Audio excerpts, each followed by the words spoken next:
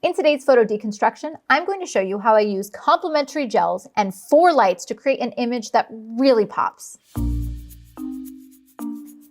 Hey everybody, Lindsay Adler here. When you work with colored gels, you need to remember color theory and color harmonies. And what that means is these are kind of rules for how colors can work together to create impact and mood in your photographs. There are many different color harmonies and theories that you can work with: monochromatic, analogous, complementary, triadic, and in this image, I wanted to work with complementary colors. I wanted to play with warm and cold. Now, complementary colors work well together, but they also create contrast. They allow your image and your subject to pop. And so you can see that in the result here, that I went with a warm, cool, blue-yellow complementary color scheme. Now, this image is actually from one of my intensive hands-on workshops. And in these workshops, I create what I consider to be incredible production value. Amazing models and hair and makeup and wardrobe and set. I actually had this set created for these workshops. Now, I want to take you behind the scenes and show you a little bit of the lighting that went into this 4-light setup.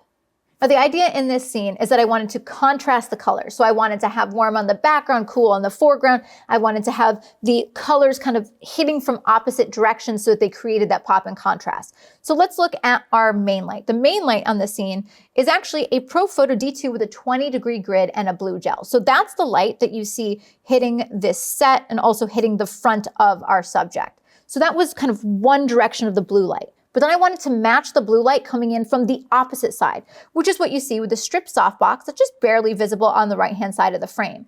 I used a 1x4 foot strip softbox with a blue gel. So fundamentally what that means is I've got my main light with a 20-degree grid giving me blue from the left, and then I have a strip softbox with a blue gel from the right giving me a blue rim light. So they kind of cross.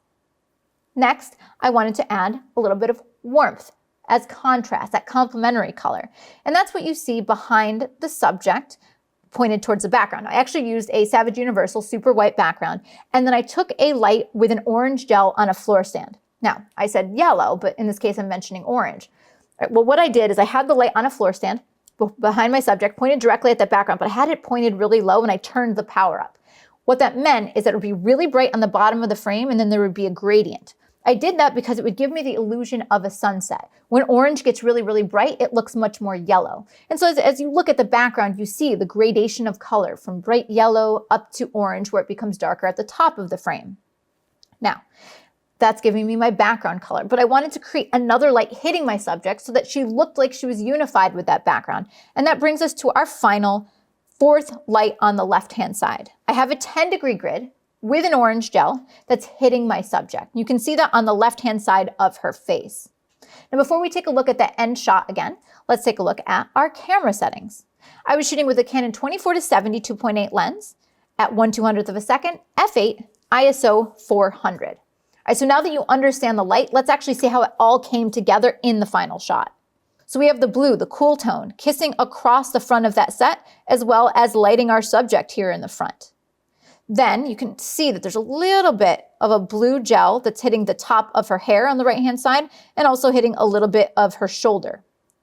Next, you see that yellow-orange gel pointed at the background, which gives us the look or feel of having a sunset. And then there was that other grid that's hitting her face to unify her with the background. So 4 strobes using complementary colors.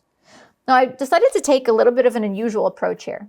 I liked that the circular space that was kind of surrounding the subject could be in a square frame. It would look almost like she'd been cut out, like a mat of circle cut out, and then she was in the center. So that's why I decided to go with a square crop. Now, this light and this color looks beautiful, and you may ask, well, how much of it is achieved in post-processing? So let's go back and look at the raw. This was the raw shot in camera. And overall, I think the biggest issue is I needed to bring up a little bit of fill to the shadows.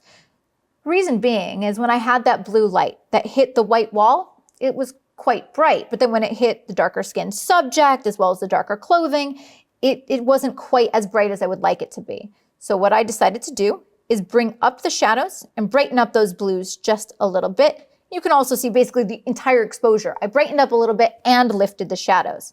I also popped the clarity, which gives me a little bit more sparkle to the clothing, a little bit more detail overall. And then last but not least, I cleaned up just a couple edges of the clothing. So it was really close in camera, but it just needed a little zhuzh, a little contrast, a little exposure, a little clarity, which is something that I play around with pretty much every shot that I ever take. The result of this image is that you have something that is very high contrast with a lot of pop, a really graphic result. And the reason is that I'm using complementary colors, but also that warm, cool contrast. Now, in general, one of the rules of playing with warm and cool colors is that cool tends to recede. And so it makes this picture feel a little bit more mysterious. The fact that the subject has the cool color and the background has that warm pop. And I chose the background again because it looked like a sunset. I love these results because it perfectly fits my portfolio. It's clean, bold, graphic, and powerful. Now, if you'd like to learn more about using gels, be sure to check out learnwithlindsay.com. I have many different classes from creative studio lighting to the magic of gels and so much more.